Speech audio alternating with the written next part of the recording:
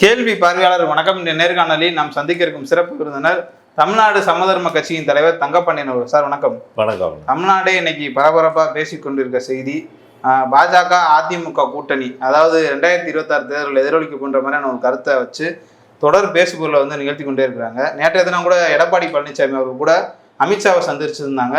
சந்திப்பில் பார்த்தோம்னா, நான் மாநில உரிமைக்காக பல்வேறு கேள்விகள் முன்வச்சேன்னு சொன்னாலும் பல்வேறு அரசியல் விமர்சனம் இது 2026 தேர்தலினுடைய ஒரு முன்னோட்டம் தான், இவங்க ரெண்டு பேரும் கூட்டணி வைக்கிறதுக்கான ஒரு வாய்ப்பு இருக்குன்ற மாதிரி ஒரு கருத்து வைக்கிறாங்க. அதை நீங்கள் எப்படி சார் பார்க்குறீங்க? நான் எப்படி பார்க்குறேன் அப்படின்றத விட, எடப்பாடி சொல்கிறதையும் அண்ணாமலை சொல்கிறதையும் சேர்த்து நீ உண்மையிலும் ஒத்துக்கிட்டிங்கன்னா சரியாக தான் இருக்கும். எடப்பாடி என்ன சொல்கிறாருன்னா, நான் 3/4 மணி நேரம் என்னங்க சந்திக்க அனுமதிச்சாங்க, நான் முல்லை பெரியாறு பிரச்சனையை பேசினேன், மும்மொழி கொள்கை பிரச்சனையும் பேசினேன், ஜிஎஸ்டி பிரச்சனையும் பேசினேன், தமிழ்நாட்டிற்கு வர வேண்டிய நிதி வருவாயை பற்றி பேசினேன், அப்புறம் காவிரி கோதாவரி இணைப்பு கொள்கையை பற்றி பேசினேன் அப்படின்னு எடப்பாடி சொல்கிறாரு. இதை தவிர வேறு எதையுமே பேசலை அப்படின்னு. சரியா? ஒரு செய்தி. இன்னொன்று, அண்ணாமலை எடப்பாடியார் அமித்ஷாவை சந்தித்ததில் எந்த அரசியல் கணக்கும் இல்லைன்னு சொல்கிறார். சரிங்களா? இப்போ இந்த ரெண்டு செய்தியும் உண்மைன்னு நீங்கள் எடுத்துக்கிட்டால் அது உங்கள் திறமை. சரியா? என்ன நடந்திருக்குன்னு கற்பனை பண்ண முடிஞ்சால் அது உங்கள் திறமை. அதாவது தமிழ்நாட்டில் கூட்டணி தர்மம் பற்றி ஒரு கதை இருக்குது.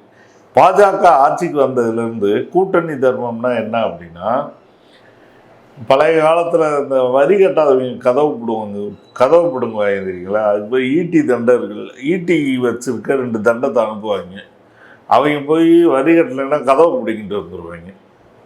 ஒன்றுமே செய்ய மாட்டாங்க, நேராக போய் கதவை பிடிங்கிட்டு வந்துடுவாங்க. இப்போ என்ன பண்ணுறதுன்னா, இதுதான் இப்போ ஒன்றிய அரசு இடியை வச்சு செய்யுது. எடப்பாடி வீட்டுக்கு கதவு பிடுங்க வர்றது, கழுத்தை பிடிச்சி நெரிக்கிறது, மேலே ஏறி உட்கார்றது, இதையெல்லாம் செய்கிறது. உடனே கூட்டணி அமையும் அப்படின்னு அறிவிக்கிறது. இப்போ அமித்ஷா அவருடைய பதிவில் என்ன போட்டிருக்காருன்னா, 2026 தேசிய ஜனநாயக கூட்டணி தலைமையில் ஆட்சி அமையும். இல்லை, இதை வாடிக்கையாக தானே சொல்லிட்டு வராங்க பாஜக. இல்லை, எடப்பாடியை சந்தித்த பிறகு சொல்லியிருக்கார்.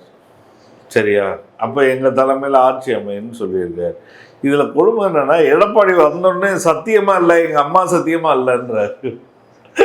எங்கள் அப்பா சத்தியமாக இல்லை, நான் கூட்டணிக்கலாம் போல, இன்னும் 1 வருஷம் இருக்குது, நீங்கள் சும்மா எங்கள் வாயை பிடுங்க அப்படின்றாரு. பரபரப்புக்காக பேசுறீங்கன்றாரு. அப்படின்றாரு. அப்போ என்ன அப்படின்னா, தமிழ்நாட்டில் பாஜக கூட்டணின்னு சொன்னாலே நம்ம மக்கள் கொந்தளிச்சிருவாங்க இல்லையா? அது எல்லாருக்கும் தெரிஞ்சு போன ஒரு விஷயம். பாஜக இது அதிமுகவை பொறுத்தளவு பாஜகவை ஒன்றிய தேர்தலுக்கு பயன்படுத்திக்கலான்றதுல தெளிவாக இருக்காங்களே தவிர, சட்டமன்ற தேர்தலுக்கு கலட்டி விடணுன்றதுல அதிமுக தலைவர்கள் தெளிவாக இருக்காங்க. இதில் பாஜகவை கூட்டணியில் சேர்த்துக்கிட்டாங்கன்னா நிச்சயமாக அவர்களுடைய ஓட்டு வங்கி சரிஞ்சிருன்ற அச்சம் அவர்களுக்கு தெளிவாக இருக்குது. அதான் ஏற்கனவே அண்ணாமலை சொன்னார்ல, எவ்வளவுங்க எங்களை அசிங்கப்படுத்துறது, தேர்தலில் வாக்காளர்கள்ட்ட ஓட்டு வாங்க போகும்போது மோடி படத்தை பயன்படுத்தக்கூடாதுன்னு சொல்கிறாங்க எங்களை அப்படின்னு.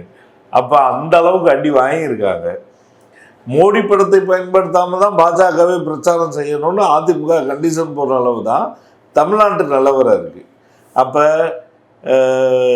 எடப்பாடியார் என்ன சொல்கிறாரு, ஏதோ அதாவது ஒன்றிய அரசுக்கு எதிராக சுதந்திரம் வாங்கின காலத்துலேருந்து தமிழ்நாட்டுக்கு என்னென்ன கோரிக்கை இருக்கோ அதை பூரா 3/4 மணி நேரமாக உட்காந்து பேசிட்டு வந்ததாக சொல்கிறாரு. கூட்டணி இருந்துச்சான்னு சொன்னால் பதறாரு. இல்லை, கூட்டணி இல்லை, 1 வருஷம் இருக்குது. இது ஒரு உண்மையை சொல்லுதுன்னு வச்சுக்கோங்களேன். பாஜகவினுடைய ஆட்சி வந்ததுக்கு பிறகு தமிழ்நாட்டில் வர்த்தகர்களோ வணிகர்களோ தொழில் செய்கிறவங்களோ யாருமே நிம்மதியாக இல்லை. கடல மிட்டாய் சாப்பிட்டா ஜிஎஸ்டி, குழந்தைக்கு பிஸ்கட் வாங்கினா ஜிஎஸ்டி, பெண்கள் பயன்படுத்துகிற சானிட்டரி நாப்கினுக்கு ஜிஎஸ்டி. இதை நியாயப்படுத்திக்கிட்டே போகிறாங்க மேலும் மேலும். அது மட்டும் இல்லை, முன்னால் புது கார் வாங்கினா ஜிஎஸ்டி, இப்போ பழைய கார் வாங்கினாலும் ஜிஎஸ்டி. இப்படி மக்கள் பாதிக்கப்படாத மக்கள் இல்லை பாஜகவை. ஜல்லிக்கட்டு எவ்வளவு பிரச்சனை பண்ணாங்கன்னு தெரியும். தமிழ்நாடு கொந்தளிச்ச பிறகு தான் சட்ட திருத்தம் பண்ணாங்க. கேட்டால் நாங்கள் தான் கொண்டு வந்தோம் அப்படின்னாங்க. அது அது மக்களுக்கு தெரியும்ல, இவங்க 1000 சொல்லிட்டு போட்டோம், என்ன நடந்ததுன்னு மக்களுக்கு. அப்போ பாஜக என்பது தமிழ் தேசத்தினுடைய ஒரு துரோக கட்சி, தமிழர்களுடைய கருவிரோதி அப்படின்றது தமிழ்நாட்டு மக்களுக்கு தெரியுன்றது நம்மளை விட எடப்பாடியாருக்கு தெளிவாக தெரிஞ்சு. அதனால என்ன சொல்றாருன்னா, 3/4 மணி நேரம் என்ன பேசணுன்றத, அமித்ஷா என்ன சொன்னார்ன்றத அடிச்சு கேட்டாலும் வெளியே சொல்ல மாட்டேன்னு தெளிவாக இருக்கார். ஏன்னா அது தமிழ்நாட்டில் பாஜகவுக்கு எவ்வளவு எதிர்ப்பு இருக்குன்றத இது ரொம்ப தெளிவாக சொல்லுதுன்னு வச்சுக்கோங்களேன். அதனால அது கூட்டணிக்கான பேச்சாக இருந்திருக்கும், கட்டாயம் இருந்திருக்கும். நீங்க வரணும்னு இருக்காங்க, இவர் வருவேன்னு சொல்லிட்டே அதுல இந்த சந்திப்புல என்ன சொல்றாருன்னா, ஒரு 25 இவர் எழுதி கொடுத்துட்டு கூட வந்திருப்பாரு. சரிங்களா, இந்த நம்ம வடிவேல் சொல்ற மாதிரி, நீ எத்தனை பேப்பரை கொடு தெய்வமே, நான் எல்லாத்துலேயும் கையெழுத்து போற தெய்வமேன்னு சொல்லிட்டு தான் வந்திருப்பாரு. ஆனாலும் என்னன்னா, மக்கள் மத்தியில் இதை சொன்னால் மாட்டிக்குவோன்றது அவருக்கு தெளிவாக இருக்கு. ஏன்னா பாஜக எவ்வளவு தமிழர்களுக்கு துரோகம் செய்யுது. இந்த மும்மொழி கொள்கை விஷயமா இருக்கட்டும், புதிய கல்விக் கொள்கை விஷயமா இருக்கட்டும், நீட் விஷயமா இருக்கட்டும், எல்லாத்துலேயும் தமிழர்களை கருவறுக்கிறது, அவருடைய முன்னேற்றத்தை தடுக்கிறது.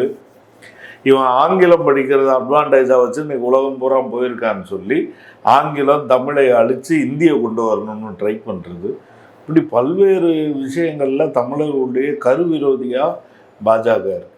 இப்போ அதனுடைய வெளிப்பாடு தான் இவர் இல்லை. இப்போ எடப்பாடி மறுக்கிறது. அண்ணாமலை என்ன சொல்றாருன்னா, இந்த மாதிரி இதில் ஒன்று எல்லாரும் மாதிரியே வந்து எடப்பாடி பழனிசாமி போய் சந்திச்சாரு, இதில் ஒரு அரசியல் கணக்கு இல்லைன்னு சொல்றாருல அண்ணாமலையா? ஆமாம் ஆமாம். இப்போ அண்ணாமலை வந்துட்டு இல்லை நாங்கள் கூட்டணின்னு சொன்னால், இந்த பக்கம் இவர் எடப்பாடி வந்து மறுத்துக்கிட்டே இருக்காரு. சொன்னால் அசிங்கமாக போயிருமே. எங்கள் தலைமையில் கூட்டணி அடைபெறும், எங்கள் தலைவரையே சந்தித்து விட்டு வந்துட்டார்கள், எங்களுடைய தேசிய தலைமை இது பற்றி முடிவு செய்து விட்டது அப்படின்னு குதூகலமாக பேச வேண்டிய அண்ணாமலை ஏன் அரசியல் கணக்கு இல்லைன்னு சொல்ல வேண்டிய நிலைமை வந்துருச்சுன்னா, எடப்பாடி மறுக்கிறாரு, இல்லைன்னு சொல்கிறாரு இல்லையா. எங்கள் வீட்டுக்கு தான் வந்தியா அப்படின்னா, இவன் வரல அப்படின்னு சொல்லும்போது, இல்லை நான் வந்தேன்னு சொல்ல முடியாது, அந்த கதையாக அது ஆகிப்போச்சு. அப்போ பாஜகவுக்கும் தமிழ்நாட்டு பாஜகவுக்கும் ரொம்ப அசிங்கமாக போச்சு.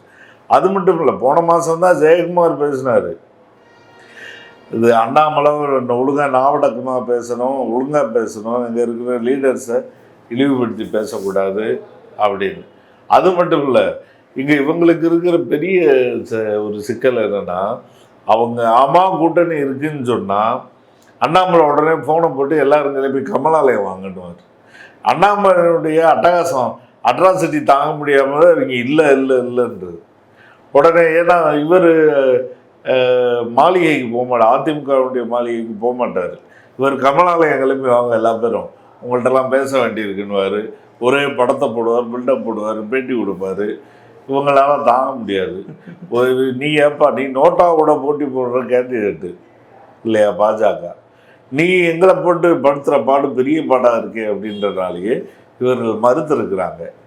அதனால் இது ஒரு டெல்லிக்கு போயிட்டு வந்து பாஜகவை இன்னொரு ரவுண்டு இன்சல்ட் பண்ணுற விஷயமாக தான் எடப்பாடி பண்ணியிருக்கார். அப்போ இதில் கூட்டணிலாம் இல்லை. கூட்டணியில் அதான் சொல்கிறேன், நீங்கள் கூட்டணிக்கு அவர் அங்கே ஒத்துட்டு வருவார். இங்கே ஏன் மறுக்கிறாருன்னா, அது சட்டசபை தேர்தல் வரப்போகிறது, சட்டமன்ற தேர்தல். அப்போ அதில் ஒரு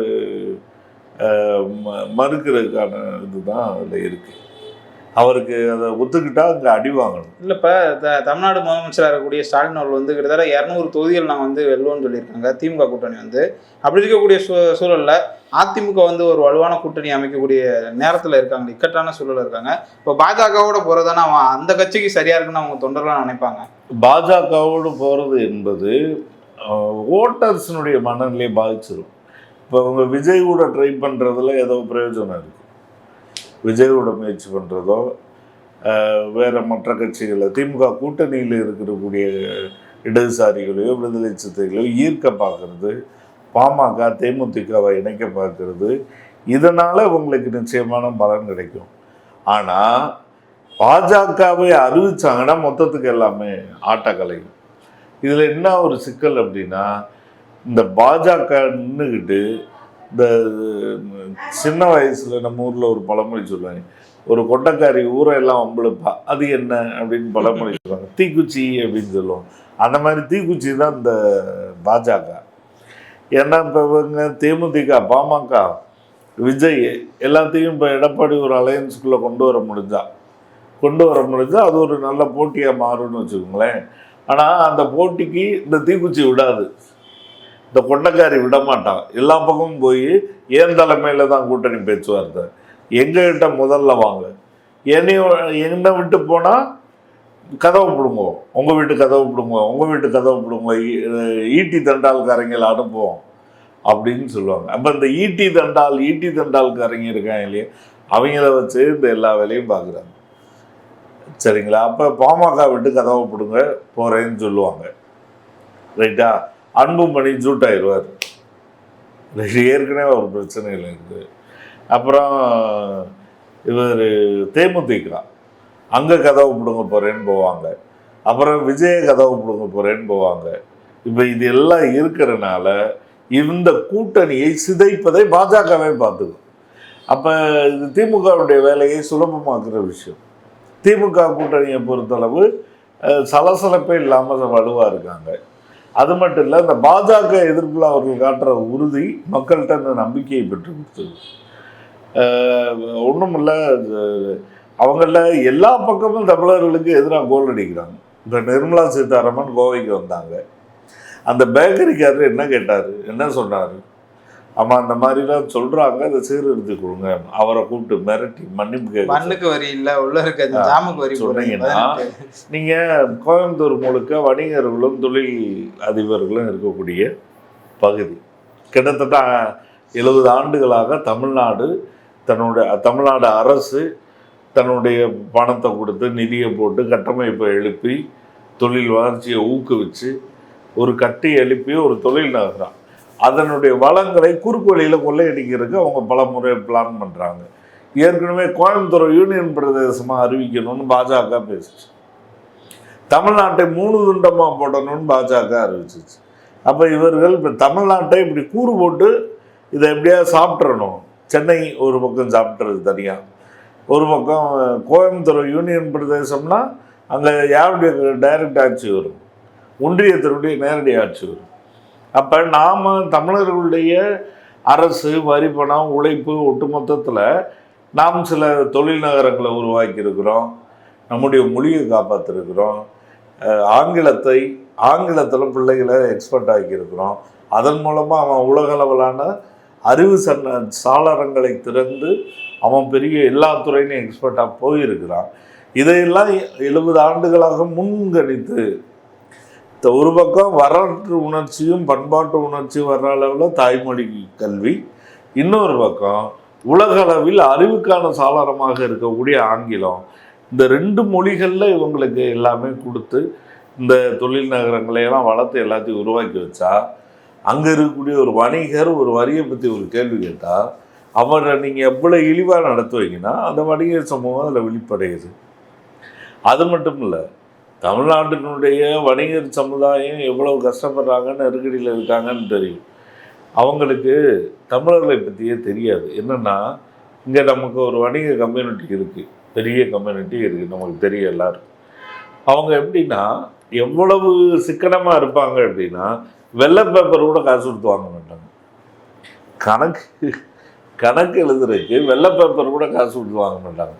இந்த செய்தித்தாள் வருது இல்லையா, அதனுடைய பின்பக்கத்தை கட் பண்ணி அடுக்கி அதில் தான் கணக்கு எழுதுவாங்க.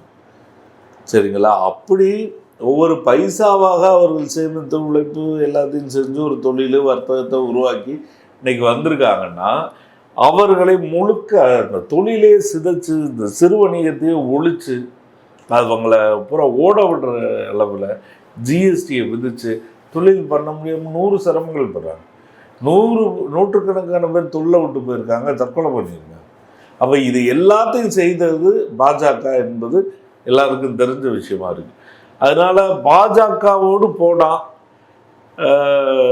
தமிழர்களுக்கு எதிராக செல்வது என்பதாக இங்கே ரொம்ப நிறுவனது அவங்க தான். நிர்மலா சீதாராமன் அந்த வேலையை செய்கிறாங்க, அமித்ஷா அந்த வேலையை செய்கிறாரு, கல்வி அமைச்சர் தர்மேந்திர பிரதான் அந்த வேலையை செய்கிறாரு. இப்படி ஒவ்வொருத்தரும் இது மோடி அவருக்கான வேலையை அவர் செய்கிறாரு. இப்படி ஒவ்வொருத்தரும் செஞ்சு இவருடைய பாவ கணக்கை தமிழர்களுக்கு எதிராக எழுதி வச்சிருக்காரு. அப்போ அந்த கணக்கை தமிழர்கள் மறுக்க மாட்டாங்க. அதை ரொம்ப ஞாபகமாக வச்சு ஓட்டு போடுறாங்க. அதுதான் இப்போ அதனுடைய பிரச்சனை. அதனால் தமிழ்நாட்டில் அலையன்ஸுன்றதை பொறுத்தளவு யார் பாஜக கூட போகிறாங்களோ அவங்க மண்குதிரையில் ஏறின கணக்கு தான்.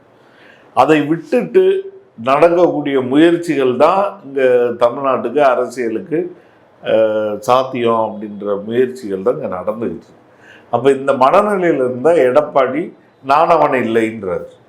டெல்லிக்கு போனேன், எங்கள் நாடாளுமன்ற கட்டடத்தை திறந்து வச்சேன், நேராக போனேன், முல்லை பெரியாரை பற்றி பேசினேன், மும்மொழி கொள்கையை பற்றி பேசினேன், காவிரி கோதாவரி அவர் இதுவரைக்கும் சொல்லாத திட்டங்கள் என்னென்ன இருக்கும். கங்கை காவிரி இணைப்பு, கச்சத்தீவு, முல்லைத்தீவு அப்படின்னு கிட்டத்தட்ட அவர் வாரில் அடிக்கிட்டு பத்திரிகையாளர் சந்திப்புல பத்திரிகையாளர்களுக்கே கால் வலிக்கிற அளவுக்கு அடிக்கிட்டே இருக்காரு. அதை உண்மையிலேயே பேசியிருந்தா 3/4 மணி நேரம் பத்தாது, 3 மாதம் வேணும், அவ்வளவு பேசியிருக்காரு அப்படின்னு அள்ளி விடுறாப்புல. நீ அது தேவையா இருக்குன்றத மக்கள் புரிஞ்சுக்கிறாங்க. பாஜகவை சொன்னால் ஓட்டு விழாதுன்றதுல அவங்க தெளிவாக இருக்கிறாங்க. அது மட்டும் இல்லை, ஜெயக்குமார் சொன்ன வார்த்தை தான், பாஜகவுக்கு காலே இல்லை. உங்களுக்கு கால் எங்கே இருக்குது? இங்கே ஊன்றதுக்கு காலே இல்லை. நீங்கள் எங்கள் தோளில் தான் சவாரி செய்கிறீங்க. எங்கள் தோளில் சவாரி செய்கிறீங்கன்னா எங்களையே வந்துட்டு ஆதிக்கம் பண்ணிட்டு ஈட்டிக்காரங்களை அனுப்பி கதவு பிடுங்கிறது, கழுத்தை பிடிச்சி நெரிக்கிறது, இழிவாக பேசுகிறது, இப்படிலாம் பண்ணிக்கிட்டு நீங்கள் இந்த அண்ணாமலை வந்துட்டு எங்களை வேற கூட்டணி தலைமை நாங்கள் தான் சொல்கிறது, இந்த மாதிரி அடாவடிகள் வேற தாங்க முடியல அப்படின்ற மாதிரி அவங்க தொடர்ந்து சொல்கிறாங்க. இதெல்லாம் சேர்ந்த சூழல் தான். அதனால தான் எடப்பாடியார் கூட்டணின்னு ஒன்று இல்லை, என்னை விட்டுருங்க அப்படின்றார். எடப்பாடி பழனிசாமி அவங்களுடைய டெல்லி பயணம் கொடுத்து பல்வேறு கருத்துக்களை மிக்க நன்றி சார். மிக்க நன்றி.